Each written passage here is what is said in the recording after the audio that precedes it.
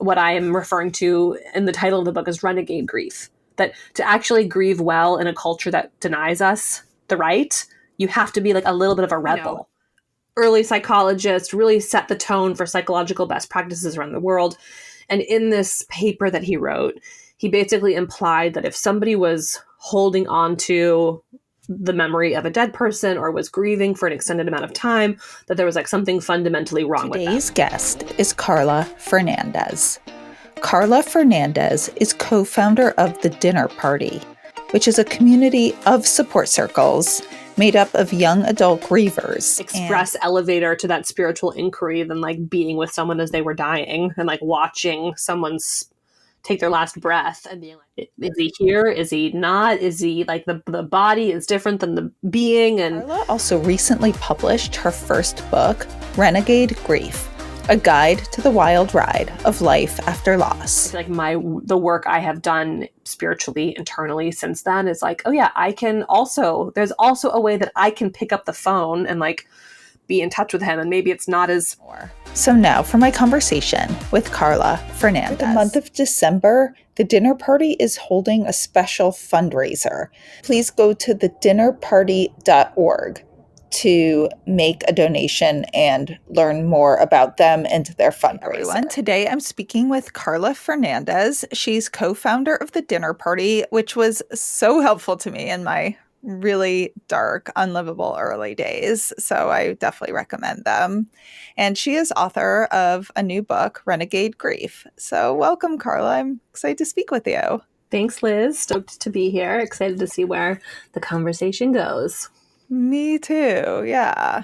So you tell us a little bit about The Dinner Party, what it is and what inspired you to start it. Sure. So I was a senior in college when my dad got diagnosed with brain cancer. And it was that era of life where I was sort of excited to start my adult existence and figure out who I was, and ended up moving home with him after I graduated and was a caretaker for him in his final 6 months. And I had been studying in school social entrepreneurship and this idea of like, how might we bring creativity and innovation into the dark, shadowy corners of the world where we have yet to figure out how to solve social problems. And while I thought that my terrible detour into like the end of life space as an early 20-something was just that, a terrible detour, I started to really notice that there was something missing.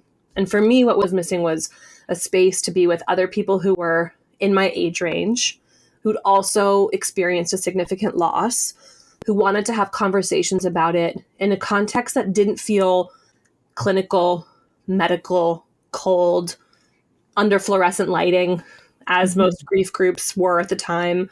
You know, I remember going to a brain cancer grief group in the same building where my dad had received radiation, and realized like, this is the last place on earth I want to come back to right now to heal and relax and exhale. So I started around that time connecting with other people in my age range who'd experienced a significant loss. We'd all gotten really good at not talking about it. So it would like take a little while in a relationship before it came out. For example, I was walking back from coffee one day with a coworker, my friend Lennon, and we both kind of admitted to one another after having worked together side by side for like 6 months that we had both had a parent die from cancer. And it was this powerful split-second connection. And before we knew it, we were back in the office, like open floor plan office in LA, like, oh, nice walk, like, talk to you later, have a good rest of your day. But it was through those moments of connecting with people like Lennon where I was like, I really think that having a place to hang out where we could not change the subject, but like dive headfirst into the subject of grief, and not just the accident or the diagnosis or the death, but like, how are you managing now? Like with the evolving relationships with the living, with, getting used to not having this person physically present. So Lennon and I together co-hosted this first dinner party, which was kind of like a punk rock potluck on my back deck. And we invited other people we knew who'd experienced a significant loss. And originally it was like a cool art project, social experiment, like let's do this once and see what it's like. But by the end of that first evening, there was such a sense that an itch was being scratched by everyone around the table that we started meeting monthly, and over time word started to spread, and a lot of hard work and years of building and figuring out how this thing works when Lennon and I aren't in the room. The Dinner Party is now a nationwide nonprofit that has served about 20,000 grievers in this kind of like 18 to 45 age range. Yeah. And so both of us were young when we lost our dads, and you were quite a bit younger than me. Actually, I was mid-20s. Mm-hmm. Still, I mean, I think no matter what age, it's always hard. Yeah. What did you find is kind of the unique struggles to when you have a loss when you're younger? I'd be curious to hear what your version of this is. Yeah. For me and for many of the people I've been in conversation with through the Dinner Party and through friendships, is that oftentimes you're the first person in your peer group to experience a loss. So say you're an 80-year-old becoming a widow. It's not hard. I mean, it's not easy to be, to lose someone at any age in life, but chances are you know someone that you can call who's been there too. But if you're losing someone in your early 20s or your mid 20s, chances are you don't have a long list of friends who've also experienced that type of loss. So grief itself is isolating, but then it becomes even more isolating when you don't feel like you have a companion or a friend who gets what you're going through. The other kind of cultural layer to this that I think is really interesting is that, I don't know what generation you identify with, but historically, people have had faith-based communities to turn to that have been the sort of centers for caring for grief. There's often been cultural traditions and rituals that have just gone automated in social circles. And in the sort of rise of the late 20th century, early 21st century, fewer and fewer of us have that congregation to turn to or feel like we have a clear set of kind of cultural protocols to move through, the grief rituals that work for us. So a lot of the work that I've done and the book that I wrote, Renegade Grief, is really an exploration of what do you do to answer that question, what now? After the dust settles, everyone else is sort of moving on, the memorial's complete, the body is buried, the bereavement leave days are done. How do you continue to not ignore or sideline or sweep your grief under the rug, but really be in relationship with it in a culture and in a moment that would often have us deny our grief rather than turn to it? Yeah. You said you wanted to know what it was like for me. I relate to all of that. First of all, I was, my life just wasn't established at all. I was kind of between refiguring out things with jobs. I'd had a startup and was working for some people freelance and was trying to figure out what I wanted to do. Single. I was kind of reassessing a lot to do with friendships. And I felt I was in such already kind of a lonely space for the deeper people in my life. I had a lot of fun social people. And I felt, among the first, at least the first of the people I felt really close talking with, not the complete first, but of the people I did talk to, they handled it very differently than me. And I felt there was like kind of trying to be a correction of how I was handling it. Interesting. Yeah. And there was just like a discomfort. And I felt like an impatience. Like people they wanted me just to like, in a few weeks, be like, okay, well, now you're better. I mean, not they necessarily thought I was better, but they thought I should still be having the same external behaviors as before of like wanting to go out all the time. And I'm just like, and then dating's just awkward after a loss at that stage of life. I still now in my mid-30s find it a little awkward to talk about the thing that's the most vulnerable, like trauma you've ever been through, or one of the most, and having to tell it to like a complete stranger as if it's a very open thing. Because, a first date conversation is, oh, tell me about your parents, I'm curious how you handle that when you're on that first date and someone asks about your parents. Where are you at now with how you answer that question? Oof. Well, right now, I still feel like my heart racing and my palms sweating. I just say, I'm the only child. I'm very close with my mom, and my dad passed a few years ago and we were very close. And I start to feel my heart racing, but, it's just hard because it's very vulnerable. And it's, normally when I do tell people, it's in a more, them a little more, but like it's such a first date question. Yeah. And also my family is very secular, so we had no rituals at all. And my mom and I were handling it very differently. And where I kind of got to with that question was like, wow, the universe has given me the most perfect filtering tool of like, if I answer the question, what do your parents do, or where do your parents live, and I mention that my dad is dead, and that person like has a freak out or doesn't, changes the subject or goes blank, or I'm like, that becomes an immediate swipe left. So it's like, cool, how do you that became like a real criteria for me of like, if I'm dating someone and they get squeamish at the mention of the fact that like someone is dead, then like that's an immediate disqualification. I don't care about height, I don't care about hair color, but like if you can't sit with my life experience, then like this isn't going to work out. And my now husband, like the first date that we went on, we ended up talking about weird end of life stuff for like half of our initial conversation. And I was like, okay. He had all living family members. He had experienced the loss of a good friend of his also to brain cancer. But I remember being like, cool, this guy can hang. And that became like a green light for me. He can get it. Yeah. Have you ever had like a horrible date where someone, or pre-date like on an app where someone just said the stupidest thing about it? No story is coming to mind immediately, and I feel like now that I do this work, I go into like anthropologist mode when I get the like, oh God, when I get people's reactions, I'm less needing their comfort or words of affirmation, and I'm more curious, like, what are the culturally accepted ways of responding to this?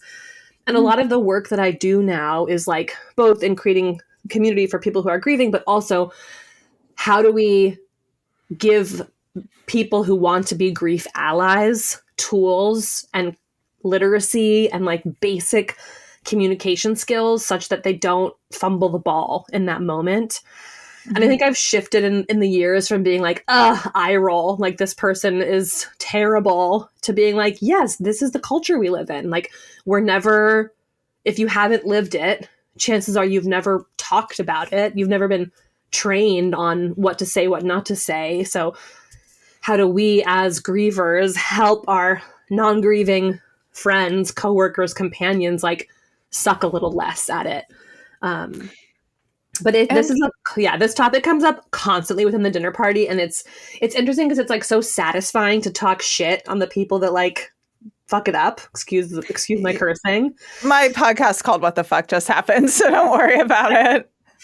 Yeah, and the deeper I get into this work, and the more that I see that like the person on the other side of the table, as they're squeaming, not sure what to say, like they're in their own form of discomfort too. Not that it's worse than the discomfort of the person that's grieving, but I guess where I am now in my experience with grief is like, how do I see each of those interactions as a moment to like rewire the neural pathways such that that person actually knows what to say and doesn't fuck it up the next time? What would be an example of that? Because, every dinner party I've been to, every other, I'm also very involved with the group, the Forever Family Foundation, which I've talked about a lot in the podcast. And all of us talk about constantly. It's like a big part of its event session of the stupidest thing people say. And a lot of it's the same thing. Oh, they're in a better place. You should be over it by now. I mean, every single thing that I thought was so unique to me, 100% of the people heard too. And that made me feel, both horrified that our society's like that, but selfishly it made me feel better. So, totally.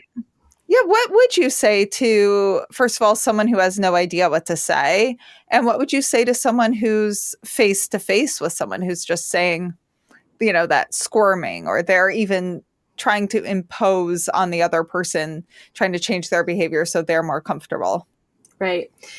It's interesting because I feel like there's different phases of this. Like a good friend of mine recently lost a baby, and she was in a conversation with someone, and the person was like, well, can you go back on your antidepressants? Assuming that like she had gone off her antidepressants when she was pregnant, which is actually, you can take, talk to your doctor, but you don't have to go off antidepressants when you're pregnant. Anyways, in that moment, never in a million years would I expect my friend to be like, hey, the comment that you just made really felt inappropriate, and here's why. She needed to just end that conversation as quickly as possible and move on and spend time with people who weren't gonna say things like that. Where I am now with my grief, when my dad comes up and I see someone get a little like squirmy, I often don't change the subject. Like, I'll tell them something about him. I'll tell them about the dinner party. I'll tell them that, like, despite the fact that it was a terrible thing that had happened and I miss him still every day, that, like, I have deep, beautiful relationships in my life because of, in spite of the fact that he is no longer here. So I think my work has become more like, don't submit to the urge to change the subject and to, like, keep the tab open. And yeah, and it's a moment by moment, conversation by conversation choice that we all get to make. And well, I mean, you told the story of your now husband, which, I mean, that's just perfect, being able to talk that openly and comfortably day one. But was there anything else anyone did that really stood out early on that was helpful to you? I had the memory, first thought, best thought. The memory that comes to mind is my dad was still alive, but he was declining. I think he was in hospice care. And a really good friend of mine said, come over to my house. She had a friend who's a massage therapist. She's like, come over to my house. I'm going to draw you a bath. Eric's going to give you a 60-minute massage. I'm going to cook you dinner, and then I'm going to send you home. And it was like feeling, I think it was in a moment of, I was holding a lot. I was caretaking, to have someone set up. You know, it ended up being like a 3-hour evening where I got to take a break from caretaking and got to be taken care of. And there wasn't like a lot of talking or processing or explaining. You know, it was at that phase where, like, if anyone asked, like, how's it going? The only answer was like, he's dying, you know, other than that, like, fine, I guess. I don't know. It was terrible. But I remember the physical feeling of someone being like, let me just, like, create a container where you can feel cared for. That, like, was, I go back to that always, of like, how do I help create that kind of sentiment for the people who I care about, who are going through it? And then I think about, like, you know, Lennon, my friend, and her reaction to being like, would you want to maybe come over and talk about this more? And not getting a no from her, getting a yes, was like one of the biggest moments of a door opening in my life that I've ever experienced. And we're, like, still in that conversation 15 years later. And that was the start of the dinner party. It was. Yeah. Which is now international, am I right? You know what? It was international, and then we reined it in because we, like, became an official 501c3, and it was getting too, like, there was too many considerations about running something internationally. As glamorous as it is to say that we were, like, worldwide, we had to get, like, more like mommy and daddy kind of type A about liability and things. So in doing that, we have pulled back, and we're just in the US. But who knows? Anything could happen. Yeah, maybe back to it, right? Yeah. I know you said sort of you've been thinking about this anthropologically now. And why do you think, I mean, 100% of us die. I wonder this all the time. Why is our society so bad at it? Do you have any insights on that? Or that, when I was researching my book, that was one of my favorite rabbit holes to go down. Like, when did we lose the plot? Like, was there ever a time where humans were really good at grief? ? And what I kind of uncovered was that there was, like, a couple big moments in the 20th century where the vibe started to shift. And a lot of it can be, like, traced back to capitalism and white supremacy, basically, as can, like, many of the qualms that we're wrestling with right now. Yes. One of them in particular, and I don't want to throw this guy under the bus too hardcore, but Freud, who we know, wrote this paper in the early 1920s. I think it was 1929, called Mourning and Melancholia. And he was, like, you know, early psychologist, really set the tone for psychological best practices around the world. And in this paper that he wrote, he basically implied that if somebody was holding on to the memory of a dead person or was grieving for an extended amount of time, that there was, like, something fundamentally wrong with them. And it went, you know, viral, or like the 1920s version of viral, and became, like, the psychological best practice that, like, actually the thing to do after someone dies is to break your bond with them. So we could all imagine that, like, if that's the thing, if that's the doctor's orders to like break the bond, any human instinct that's like, but wait, I might want to like, I miss them. It's been 10 years, or like anything that became like a continuing bond instinct suddenly became like a pathologized and made wrong. But then what happened is that Freud, his favorite daughter, he had a daughter who was a favorite that I like LOL at, because I'm like, who has a favorite daughter? Please. I mean, maybe people do, but I'm like, okay. Is that good for your family ecosystem? I don't know. And if you do, no one should ever know it. Like me, random person 100 years later who's like never met the guy. I know that he had a favorite daughter. Anyway, said favorite daughter tragically died. She died of Spanish influenza, which was like the biggest pandemic the world had known up until COVID. And he wrote in a letter to a friend basically saying like, whoopsie daisy, like, oh, I miss her. I like, there's a hole that will never be filled. And when he actually went through the lived experience of losing a child, was like, oh, all of those people who I've been talking to as they lay on my couch over these last many years, and I've been telling them that there's like something wrong with them, actually, like, there's nothing wrong with them at all. However, the damage had already been done because the domino had fallen, and this has remained the kind of cultural best practice up until like the last 20 to 30 years. And in the 1990s, these incredible researchers came out with another book that was all about continuing bonds and like, actually, no, Freud was wrong. We need to maintain relationships. However, we're still sort of getting that out of our cultural muscle memory. And, academia might release some truth about the human experience, but it takes a while to kind of like rinse it out of our hair, so to speak. I know a lot of you have heard me talk about the Forever Family Foundation. They were absolutely instrumental in helping my grief and in changing my view of the probability of an afterlife. They use science-based testing to certify psychic mediums, have a scientific advisory board, and they host grief retreats. They will be hosting a special grief retreat this October in California, only for parents who have lost a child. The founders, Fran and Bob Ginsberg, who have become like parents to me, although Fran sadly passed in 2020, started the foundation after the passing of their daughter, Bailey, so helping grieving parents is dear to their hearts. This retreat will have psychic mediums and speakers. While they host many grief retreats during the year, having been through it themselves, they understand the unique type of grief and the safe environment needed for those who have lost a child. For more information and to sign up, go to foreverfamilyfoundation.org.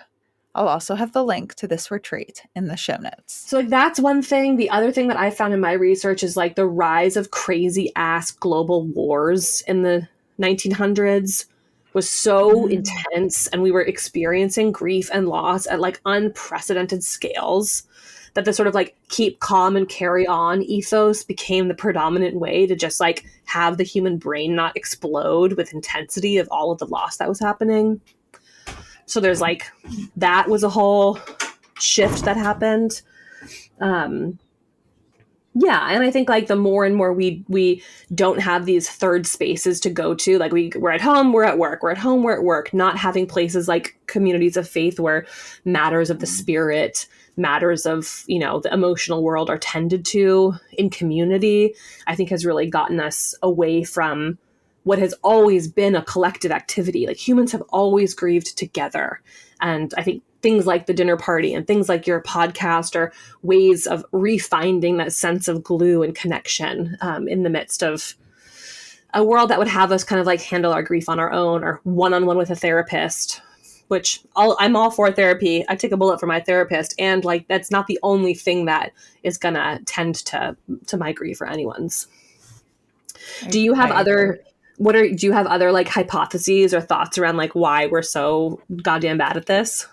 I think, everything you said makes so much sense. I didn't know the source of Freud, and oddly, my mom's a psychoanalyst therapist, so I should have known that. But I had heard that it was thought after 1 year. I think there is, since birth, and not just around grief, so much belief in our society of turning off our intuitions. Yeah. Like, I'm totally different book, totally different world than my WTF just happened, but I'm writing a book about New York private schools. And this is just a little icon I grew up in. It was very traumatic. And after researching it, I was based on British boarding schools. And I think probably a lot of schools based this way. I'm just talking about my personal experience. Yeah. They teach you from very early days to turn off your feelings, to stop focus. We have to be serious. We have to do academia, turn off your curiosity, turn off listening to your intuition, turn off if something feels wrong for you, focus, accomplish. And so I think our society's not only terrified of grief, but frightened of emotion in general. Yeah. And maybe grief is the worst because it's something that affects everybody. Whether they've had a loss yet, you know you will. And you know you will die yourself.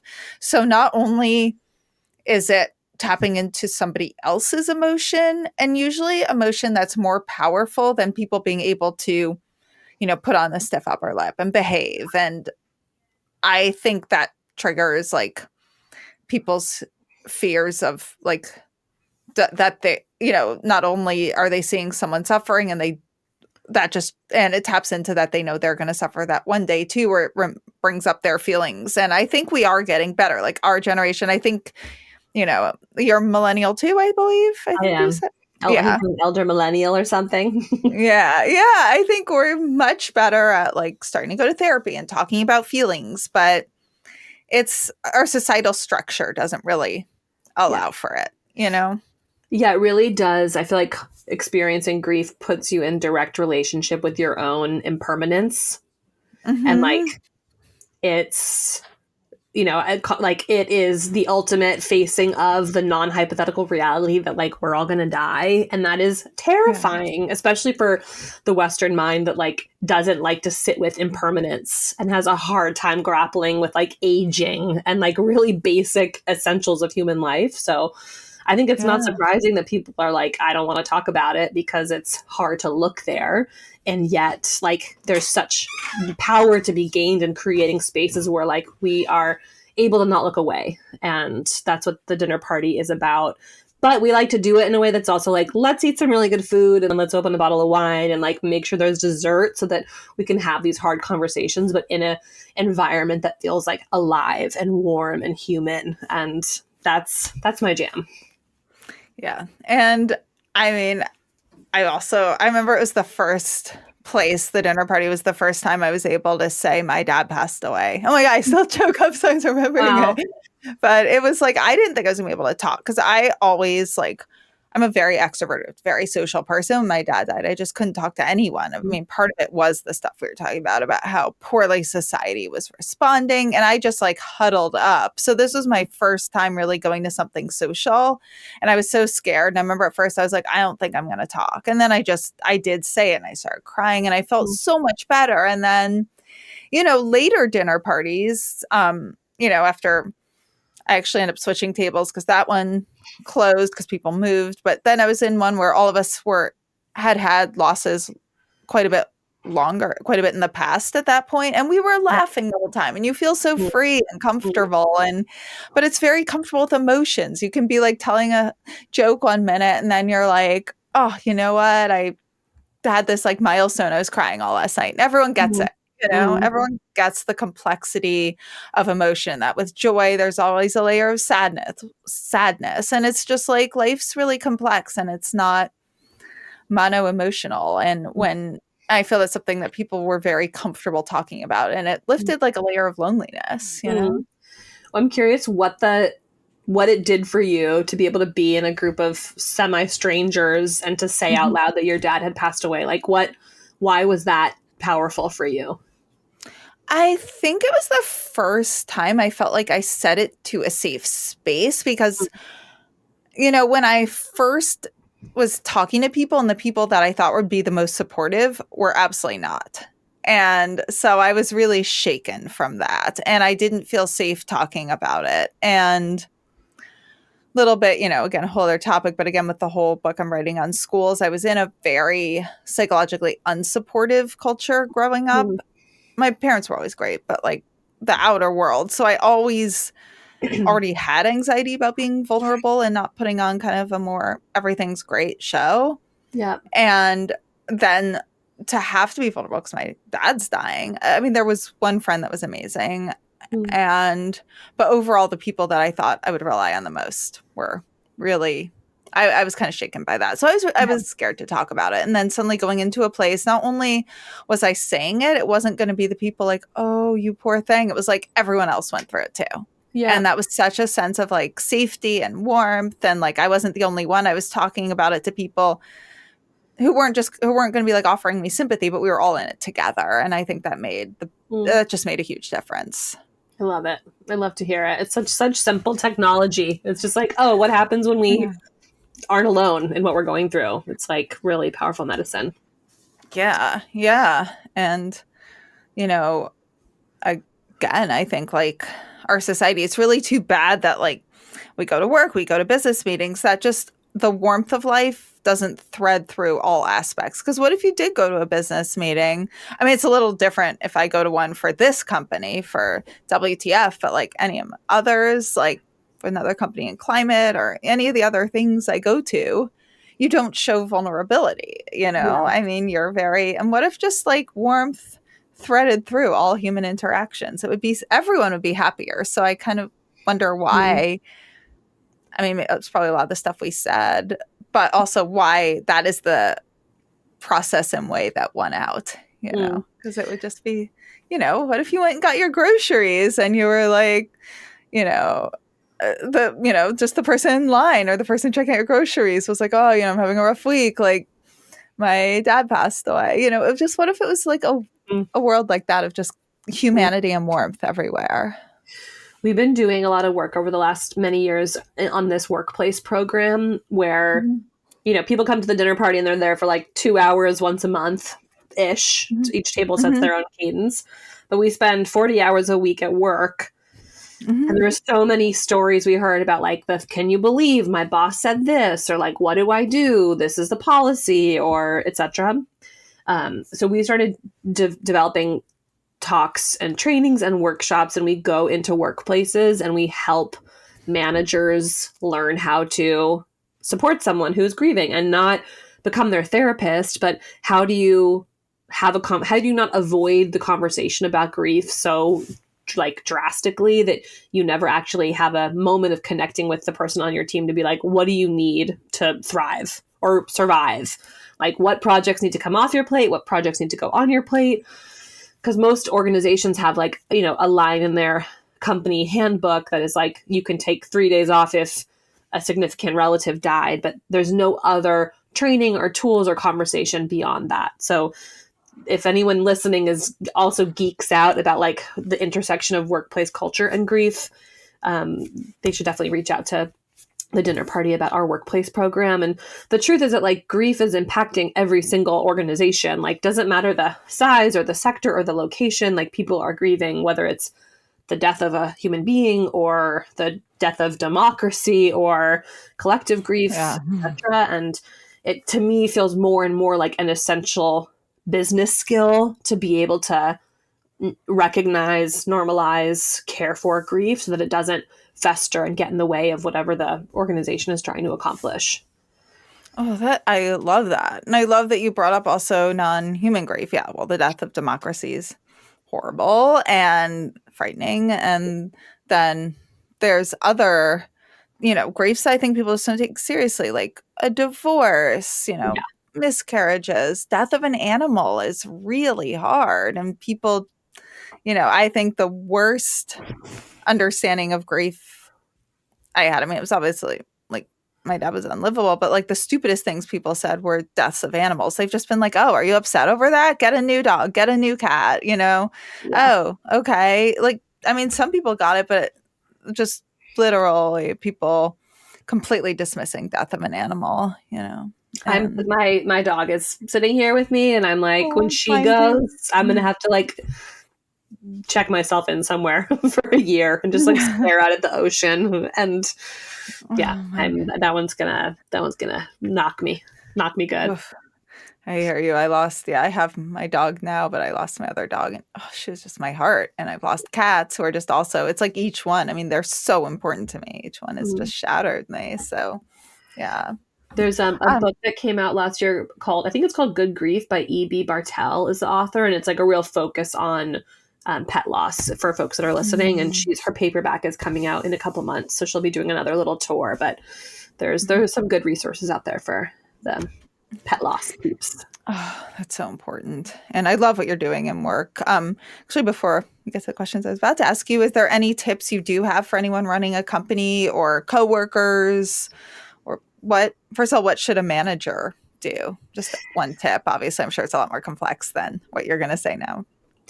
I think there's some basic things that, like, if you have someone that you know is experiencing a significant loss, know that like the grief isn't over when they get back from bereavement leave. And how do you create moments where you can check in with them about what it is that they might need ongoing. I had someone that worked for me once whose dad died, and I got really type A and like rolled out this whole very like sophisticated plan where we were going to deactivate his email so he could really focus and be with his family. And I thought I was doing like the best in class, super compassionate option.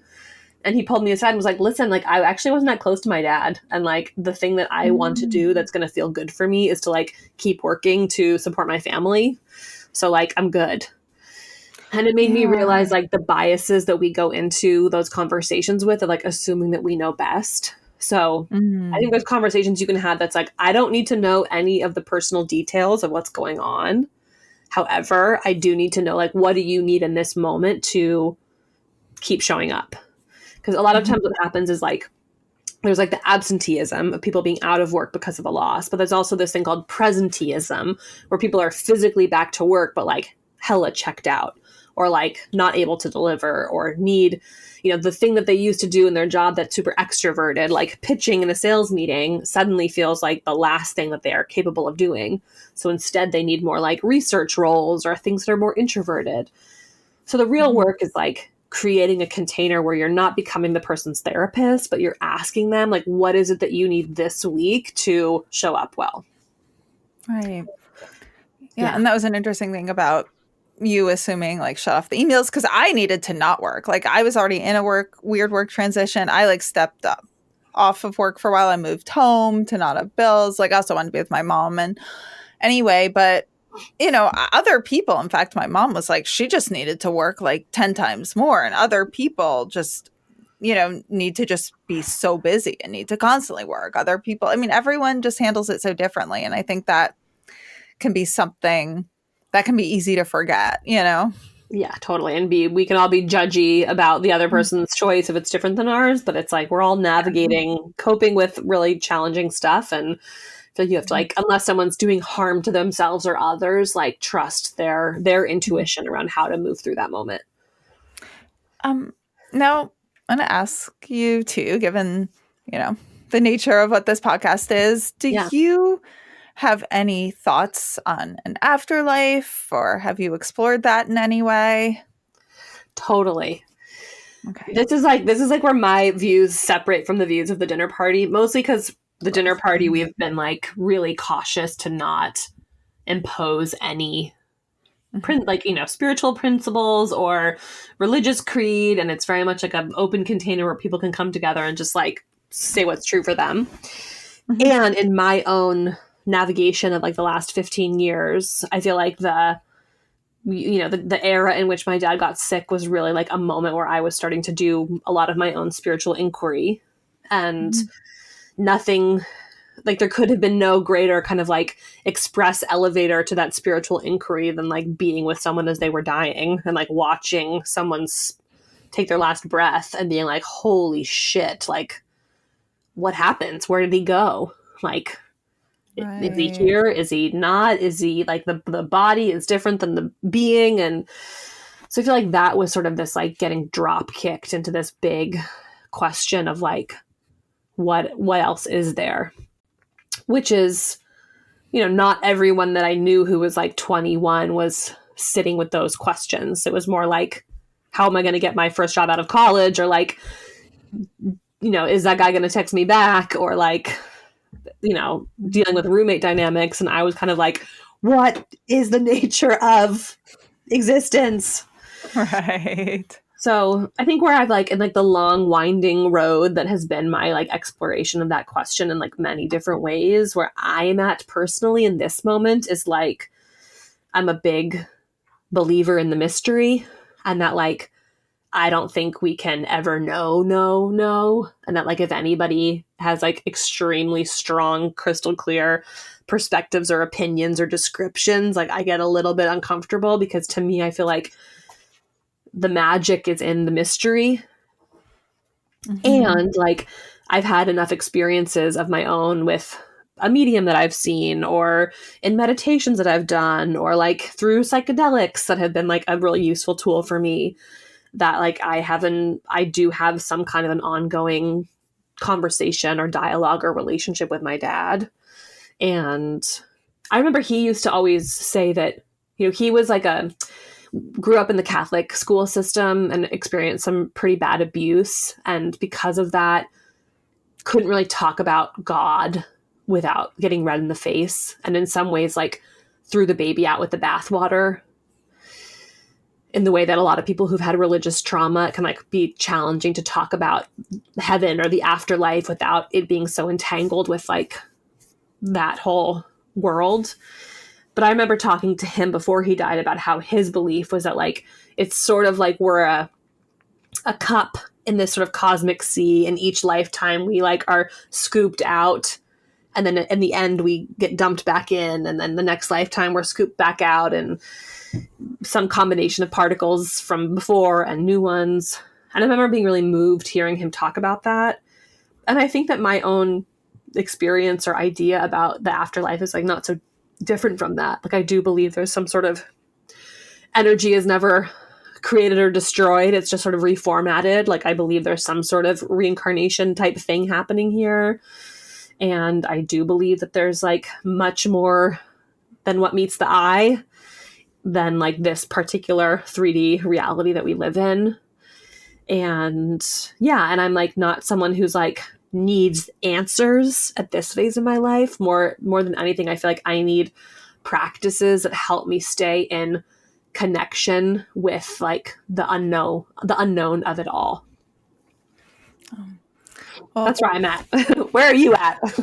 Oh my God. Well, I am since I've been researching this in depth for about 10 years, I think the question more than God or heaven, because I've always been a secular Jew atheist. I think the question is consciousness created by a brain or downloaded by a brain and created somewhere else? Yep. Not God, not heaven. It's a physics question. And I think consciousness now is downloaded by a brain. Yeah. I also think we live multiple lives. My dad, as well as other loved ones, have come through multiple times with mediums when I use controls, fake name, all of that. Yeah. I've become good friends with mediums through all this research, volunteer with the Forever Family Foundation, which, I think most of our listeners know about it, but if not, and I can tell you about it, it is an organization that was founded by a couple, Fran and Bob Ginsburg, and sadly after the death of their daughter. And they're also secular, and they decided to research originally if there was an afterlife, and they found mediums. They found a scientific advisory board. There's whole departments at the University of Virginia, for example, as well as other places studying this question. They created a foundation that uses science-based protocols to certify mediums, and they hold grief retreats. And sadly, the woman Fran passed away, but they became like parents to me. And so I've gotten to know all these people, and I trust the mediums I know. I think our consciousness continues and we live, and I feel like we're individuals, and I've gotten so many signs from my dad, and so just 2 books with a third one eventually coming, all about why I think there's an afterlife, and that only covers a portion of all the evidence out there, so there's volumes. So yeah, I think it's almost definite. So How does having this knowing that you have, and the work that you've done and the research you've done and like the debunking, the like, okay, cool, beyond a reasonable doubt, like this is is the deal. How do you feel like that's impacted how you grieve your dad, if at all? Yeah, I would say I don't know, but I would say there's a beyond a reasonable doubt of evidence where I think it's the most likely explanation. I mean, I still grieve. I think I had a misconception in the beginning that there would be a tipping point of evidence and I would never feel grief anymore. And that's never going to happen. I've lost people since my dad, as I mentioned, some animals, one of the co-founders of Forever Family Foundation. The grief was just as brutal. It was just, there's a layer of hope added to it, and it doesn't have this permanent finality. It's like feeling like them around me. I think it eases something that was only empty and bleak and adds a beauty to it and a feeling of love around me, and a bit of what you said, adding like a mystery of like all these other dimensions and a curiosity. And I think for me, curiosity is always the thing that kind of saves me when I feel I can't go on. And to add that to something that felt initially final and bleak and over has made profound difference. But I think if anyone thinks, and I'm not going to say anyone because there's always exceptions, but I would assume that grief is unavoidable no matter what. And that was definitely a misconception in the beginning that kept me going. I'm like, this level of evidence, then I won't ever feel grief again. This level, but grief is not something humans can escape unless they pass very young themselves. So in that sense, you want to experience grief or, and how, I guess I want to ask you first a bit about the medium readings. How do you want to share the name of the medium? Do you want to share the experiences? Did you take any protocols to hide your identity? What was the overall experience? Sure. So I read a book called After This, which is written by this incredible woman who's a colleague of mine. Her name's Claire Bidwell Smith, and she is a incredible grief space holder, therapist, leader in the field. And she wrote a book that is sort of exploring the afterlife. And she wrote this whole section about this medium who goes by the name of Floor. I'm going to butcher her last name. I think it's like Lesenick. Anyway, Claire and Floor now host retreats together because Claire, as a therapist, was seeing that like one session with Floor could accomplish more than she could accomplish in like many years of talk therapy. So I was like, I made an appointment with Floor as a way of just like, it felt like doing some research, doing some due diligence, but obviously personally curious, but also like, here is this person who I deeply respect in the field who's like coming out about the power of working with a medium. Like, let me see what this is like for myself.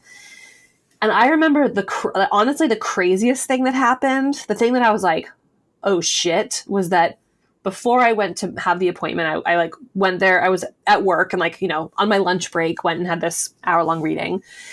And right before I left to go for the reading, a woman who worked for me came up to me and told me that she was going to need to be out the next day because she had to go to a funeral. And I remember being like, I'm so sorry, like, no problem, don't worry about it. We didn't talk about it for more than like 30 seconds, but I like clocked the fact that somebody had died. And I didn't tell her that I was going to have a medium reading. I think I told her I like had a dentist appointment. I was like not about to broadcast this to my coworkers. I drive there. I'm in the session.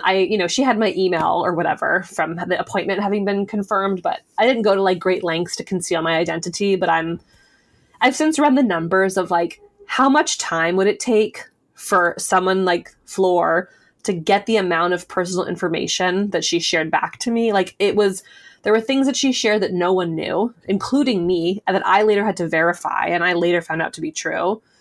I was like, the math doesn't math. Like, there's no way that this lady has like hacked my email and, But the crazy thing was that I got to the reading and she was like, for the first like few minutes was like, okay, there's a young man here. She was like, do you have like any like God, like a god brother, like a step brother? Like she kept trying to place this male figure that had come forward. And I was like, this lady fucking sucks. Like, I don't know who she's talking about. Like, no. And then after a few minutes, she was like, okay, hold on. you don't actually know this person. You know someone who knows him. And we just have to hear him out, and then he'll move on, and then we can get to your people who are also here waiting. I have chills as I just said that. And she proceeds to be like, his name is so-and-so. He needs his mom and his girlfriend to know that they did everything that they could do, and this was his time. And I can't remember the details of it, but it was basically like one of those messages that we get that's like relieving guilt from the survivors. And I was like, okay, some random ass ghost just came in to like, And as she was talking, I was like, I wonder if this has anything to do with the fact that my colleague's like friend of hers died that, like the funeral she was going to the next day. So I left the session and was like, hey, Caitlin, like, I know I said I was going to the dentist, but like, actually I was like going to a medium, and like, I think maybe like your friend spirit came through, and I played the recording for her, and it was like every single thing had checked out. And even the name. Wow. Including the name. And it was, to me, that blew my mind, because I was like, okay, what is there some kind of like spirit world LinkedIn where like this spirit knows that like I'm a direct connection to this woman who's like good friends with the wife and the girlfriend and the mother, and that like he might not be able to get a message to them, but he can get a message through me to her, to them. So that was like a moment where I was like, okay, there's no way that this, I was struck by that exchange. And then honestly, the rest of the session was like less dramatic in a way, but I remember there was like a person who came through that she kept saying your grandfather, your mother's father, is here. And I was like, striking out again, lady, like my mother's father's alive. And then I was like, oh, but actually my mom was adopted. And like, ooh, actually we do know that her bio dad is dead. And then she was like, your mom has 2 photos of him. There's like a photo of him younger, and there's a photo of them together, because my mom reconnected with her biological family and got the chance to meet him before he died. And I called my mom after, and I was like, do you have like 2 photographs of your biological father in your house? And like, she had them both on the fridge, a picture of him as a young man. So there's just all these there's all these images and signs that came through that like I later had to verify that were true. So I feel like all of these moments were kind of like priming the pump for like the moment where the person that I was really there to connect with, my dad, was present. And there were some really powerful things that he shared in that session, like that I believe was him sharing, and they were really unexpected. Like, he talked about the fact that he like felt a little bit guilty about how hard he had worked, and my dad was like a really focused professional and was a CEO of a big company and like had a big job and was traveling a lot, and it was like one of the big tensions in our family life. And in this reading, she was like, yeah, he's kind of realizes like he's proud of what he did, but like he could have chilled a little bit more, which felt like such an interesting reflection and so healing for me to hear him name that. And then there was another thing that I remember that came through that was like her talking about how he wanted me to know that my mom was the love of his life, which is like maybe not such a crazy thing to think, but my parents were divorced when I was really young, and my dad later remarried to my stepmom, who I'm very close with. But the story in my life was like, oh, he kind of like got it wrong a couple times, then he finally got it right with my stepmom. And I had no idea how healing it would be to have somebody say like, no, like your parents' relationship, while time bound, was like the most important relationship of his life.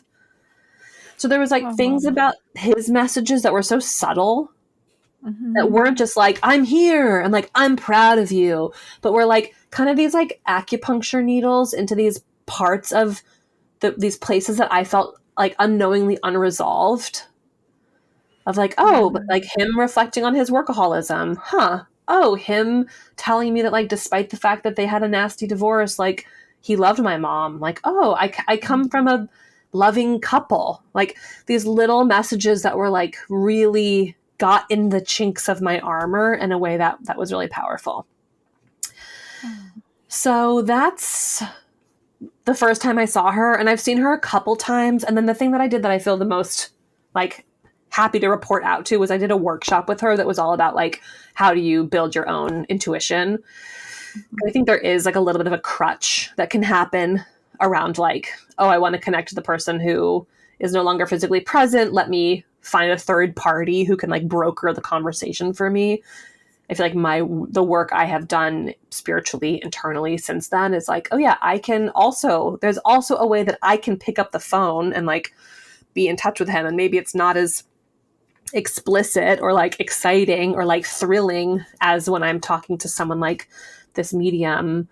There is a way that I can have my own type of a direct line. And that's something that I'm like, still building on today.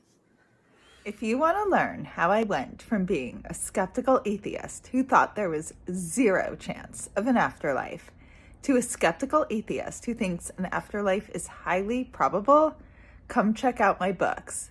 WTF Just Happened. I however long I've been doing this podcast, however involved in this world, I still get chills over these stories. They're so powerful. And thank you for sharing that. Yeah. Have you gotten signs from your dad? Yeah, there's a couple signs that like my siblings and I all turn to. There's this song that I write about in my book that that's like a family anthem from like many generations back. It's a song called Cielito Lindo. And we've all had moments where the song has come on, or we've like turned a corner and there's a band playing the song that kind of feels like it almost feels like the frequencies are dialing in and he's like entering this plane with us. And there's like, he's buried close to one of the monarch butterfly sanctuaries on the West Coast, which was like a mile from where he lived. And so there's always like it's a little bit on the nose. I feel like everybody's with the butterflies, but monarchs definitely kind of carry some weight. And then there's signs that feel like not the reoccurring butterfly or song, but the first year that I was dating my husband, he spent the night, sex before marriage. Awesome. Highly recommend. Yeah, I think most of us have been there. We woke up one day and we're like making breakfast or something. And he was like, when was your dad's birthday? And I was like, huh.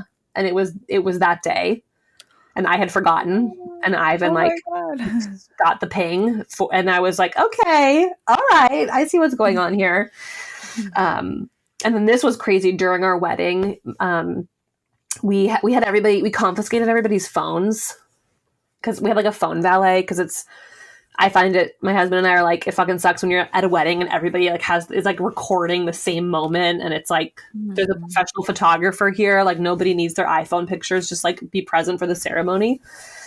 And during the ceremony, we had my cousin read a letter that he wrote me a long time ago.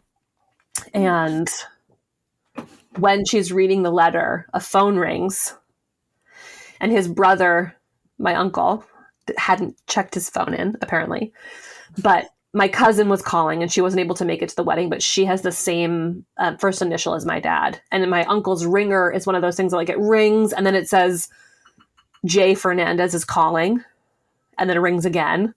So as like this, it was like such a crazy can't plan for this shit goosebumps moment that like, as my other cousin is reading a letter that he wrote, a phone is ringing saying like J. Fernandez is calling. And it just had this like ceremonial blow the lid off sensation of like, okay, this is like the ancestors are present. They want to be known. He is one of them now. And like, as grief filled as that day was, like little instances like that make it feel like grief is not just this like desperate, sad pit of despair, but actually this like human emotion and longing that connects us to the chain of people that we are a part of. And what I love about that one is like, I couldn't have planned it. I couldn't, it's like, it wasn't like I was like, oh, I hope that sometime during the ceremony, this like accidental phone ring thing happens. And, it was like such a spontaneous, unpredictable, funny, sort of like elbowing moment. And I live for those. And it's hard because we can kind of like crave them or want them. And I feel like when you're wanting them is when you don't get them. but it was just like this moment of total surrender, and he felt really present then. And I feel like weddings for people without dads is like weddings are like all about a daddy-daughter relationship and like a father giving away his daughter, and like it was so much in that day that made his absence feel like so vivid, despite it having been 14 years. But that moment and that sign, I was like, good job, Dad. Way to show up, way to make fun of us for our like new age no phone rule, and beat in your own way. Yeah, no, I love that. Yeah, and weddings, they're hard. Going to other people's, sometimes I'm not sure if I can handle having one. If I'm just gonna, I mean, obviously, what my partner will need will matter too. But I'm like, I'm gonna have to talk with him and be like, can we just live together? But you never know. It's always about things can change as you bring that love into your life. Yeah. You mentioned, if you have a little more time, I just would love to ask you 3 more questions. Okay. Yeah, no problem. You mentioned that you communicate on your own with your father. Aside from signs, can you tell us a little more about that and what you mean and how? Yeah. It's I mean, I feel like I could like my inner cynic. I feel my like the eye roll of like, Yeah. And that's part of so much of my spiritual work has been like, how do I honor and recognize and listen to the part of me that's like, this is all bullshit, while also honoring and recognizing the part of me that's like, no, sometimes when I'm on a walk, I can be like, well, what do you think?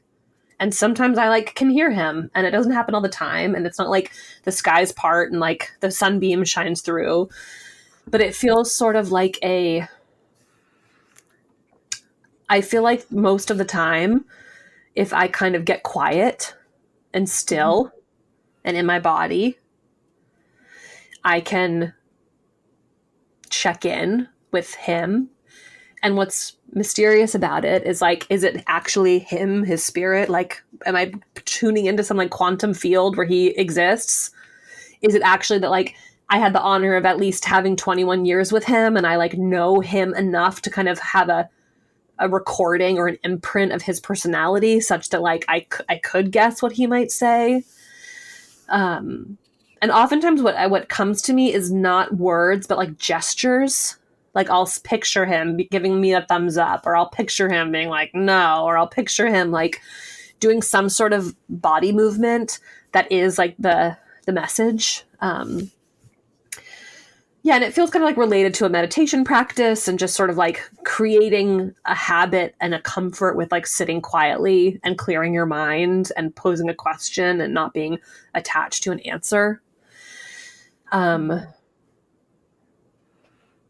And it's not like, it doesn't feel like rocket science. I feel like probably the class that I did with Floor was helpful to get over myself, to get out of my own way, to be like, yeah, why not? Why shouldn't I be able to like get his input and see what he says, whether it's actually him as like some kind of angel being, or whether it's like him as like the memory that is in my brain, or whether it's him like 50% of my DNA is his DNA. Like I am the flesh of his flesh and like the bones of his bones. And like, can't I, like, maybe it's just me asking, like, for the 50% of me that is you, like, what is this part of my being believe or have to say? So I'm not like overly attached to the, like, what is it or how is it working? But it feels powerful to me that I like, and even if it's like I'm playing pretend, like it's a very useful game of pretend.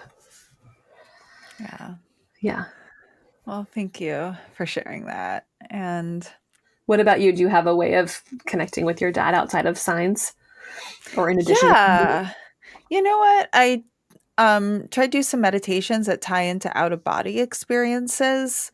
And similarly, I'll feel like I'm getting messages from him or from my mentor, Fran, from Forever Family, who was like my second mom, or an animal.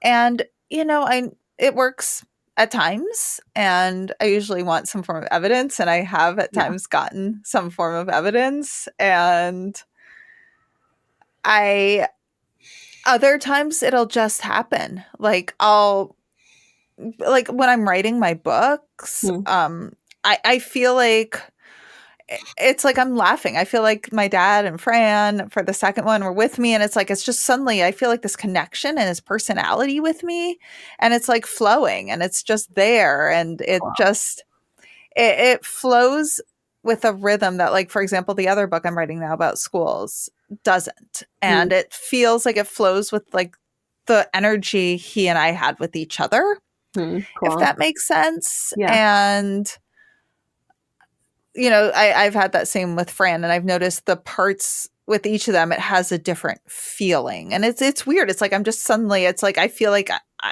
book's gonna be so hard to write, it's not gonna come, and then it's like I feel them, and it pours out. It's so fast. I do want to try automatic writing. I think that's really interesting. Cool.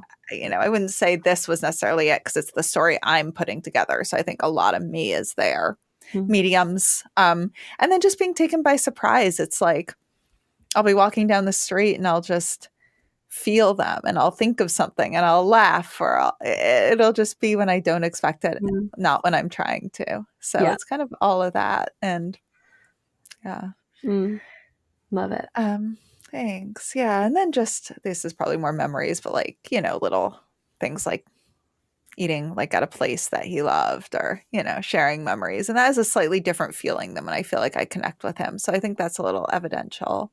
Yeah. Well, I want to ask you more about your book. Can you tell us, remind us the name, tell us what it's about, and... Totes. So it's called Renegade Grief. The subtitle is A Guide to the Wild Ride of Life After Loss, because it has, for me, been a wild ride. For many others that I've talked to, same. And the genesis of the book is that around these early dinner party tables, I started to hear stories of people who were like, listen, no one's telling me how to connect with the memory of my person. No one's telling me how to honor the anniversary of their death. No one's telling me how to, prepare for my wedding and the grief that will be present. But I'm figuring my way through, and that's looking like these rituals that I'm doing, or these friendships that I'm forming, or these reflection questions that I'm holding. And I was always so moved that, like, the human spirit, even in a container, in a culture that would have us, be back to normal after a month or a year, we still find ways to honor and tend to our grief. And I started to understand that is like what I am referring to in the title of the book is renegade grief. That to actually grieve well in a culture that denies us the right, you have to be like a little bit of a rebel. Like there's like an outlaw spirit in actually creating space to honor your person. Which was fun for me because I feel like so much of the literature in the grief space, of which I'm standing on the shoulders of humbly, a lot of it is very like pastel colors, like you poor thing, like sad, sad, sad. But what I've found in my conversations with grievers is like, it for sure is sad, sad, sad, but it's also like a lot of other technicolor shades on the rainbow of life. It's like the belly laughing at the dinner party table. It's the like, there's so many different ways that it can present. It's like checking out with your favorite TV show. It's like having sex with a stranger. It's like working really hard. Like all of these things can also be grief, not just the like sad lady holding her head in her hands, which is like what, when you Google image search, grief comes up. So the book became this collection of care practices. Each chapter profiles a different answer to the question, like, what do you do now? And there's a third of the book is about how, ways we honor our past. And that includes, obvious ones like altar building, feasting. It also includes practices like destruction and how do you like move through the intense anger that can be associated with grief. There's a section about how do you be present with your experience of grief. And then there's a whole part about creating your future. Like how might you interweave your relationship to grief into your future? And there's some personal story in it, but mostly it's stories of other people that I've met, plus research, plus anthropology, plus like when else in human history have people turned to these types of care practices, even if they've called it something different or if it's looked a little bit different. So the kind of journey that I take people on is like, great, let us recognize the ways in which we're all like a little bit low-key gaslit to think that like our grief should be over in a month. Here's why that is the case, like some of this cultural evidence. And now here are like a couple dozen different things that you can experiment with in your own world, with your friends, with your dinner party table, with your family, on your own, with your pet, to actually like turn towards your grief and be in relationship with it instead of just like closing your eyes and like opening them and wondering if it's all gone away. Oh, I love that. And who should get your book and who should join the dinner party? So the book I really wrote for everyone who is experiencing a loss, or for people who want to know how to show up and are trying to understand like what is this thing like that my friend or partner is going through. The dinner party, we have an age parameter within the organization, and it's 18 to 45. Not that we don't grieve 0 to 18 or 46 and up, but there actually are other really incredible support programs for bereaved kids. And most traditional grief support settings have folks that are losing relatives, family members, partners, etc., friends later in life. So we're really designed to serve this sort of awkward middle-aged in between of like, no, not a kid living with their family, but maybe doesn't yet have a family of their own. So that's our zone, and it's for men, women, people of all identities. And we have both in-person dinners where you can start a table or join a table that meets in physical reality, or we have a whole virtual table options available in case you, let's say, only want to meet with other people whose lost story is attached to like a story of addiction, or people who are also LGBTQ. Like the virtual spaces allow us to group people based on affinity or kind of lost niche a little bit more. So, and the dinner parties, thedinnerparty.org, find out more there. And my website is carlafernandez.co, and you can Google me or Google Renegade Grief and you'll find the book and a bunch of resources I've created to support readers around it. Perfect. And I always give guests the opportunity who came on because of a loss, if they would like to share a special memory, anything about your dad, anything special that you want to share. So my dad's name was Jose, and there's so many special memories. One that comes to mind is that he loved playing the piano. That was like his way of unwinding. And I have all these memories of falling asleep at night listening to him playing the piano. But I had like a surprising grief wave just last week, and it hit me in this like really unexpected place. I was rushing to an event. I was in New York City. I was rushing to go to an event at the 92nd Street Y, and stopped to get a piece of pizza in between. And I'm actually pregnant. So it was one of those like, oh my God, I have to eat right now, or I'm being eaten alive by like an alien being in my body. Well, congratulations. I didn't know you were pregnant. Thank That's you. so exciting. And I had this moment standing in front of the pizza case at Joe's Pizza on 14th Street and started crying, both because I was like hangry, but also because I was like, my dad grew up in Brooklyn and was like a big lover of a New York slice. And it was one of these moments where I was like, God damn it. Like, I'm never going to get the pleasure of having a New York slice with my dad and my kids. Like that will never happen. We will never be in the same place for that to happen. And I like immediately texted my brother who has kids, and he was like, I know, I think about it all the time. Maybe not pizza specifically, but like his own version of that. And it was one of these moments of like, okay, that is true. And like, sure, I can spiritually communicate with my dad, but that doesn't change the fact that like I would much rather be like sitting down and housing pizza with him.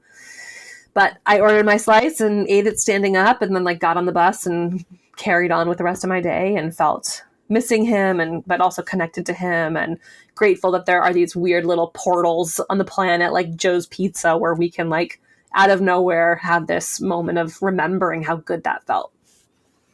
Oh, I love the weird little portals. That's a beautiful line and a beautiful story. So thank you so much for sharing. Thanks for inviting me. And yeah, it's been great hanging out with you. Hey, everyone. I'm really excited to let you know about the science and spirituality salons I'm now hosting. During these intimate events, a scientifically verified psychic medium will give all of you readings, and I will give a talk on the science and evidence that changed my mind about an afterlife. This will also be an amazing opportunity to get to meet some of you in person or virtually, and to share more about all the science and data that transformed my worldview and got me through my worst days. These can be hosted in your home, in a nearby cafe with a private room, or they can even be virtual. I've hosted a few already, and they were really special, fascinating, emotional, evidential. So if you're interested in getting a small group together over dinner, brunch, drinks, coffee, to learn more about the science and to get evidential medium readings, send me an email at hello@wtfjusthappened.net and put science and spirituality in the title. To get more information on what the fuck just happened, go to wtfjusthappened.net. There you can order my book, WTF Just Happened, A Sciencey Skeptic Explores Grief, Healing, and Evidence of an Afterlife. You can learn all about how I came to conclude that there most likely is an afterlife, but you can also learn about the early stages of my grief and the amazing, fascinating people I met along the way. You can read about how much I harassed the mediums and scientists trying to get evidence to see if the mediums were cheating and see if what everyone was saying actually was true. You can also subscribe to our newsletter to stay updated on any new developments and any interesting new what the fuck updates.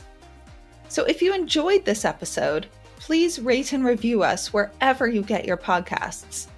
It makes such a difference, especially for a new podcast like this one. And if any of you have had a crazy what the fuck yourself, have any questions, feedback, or just want to say hey, reach out on either Instagram at WTF_just_happened_, or email me at hello@wtfjusthappened.net. I love hearing from all of you. It makes my day hearing your stories and questions and feedback and all of it. And remember, you don't have to draw any final conclusions as you wonder, what the fuck just happened?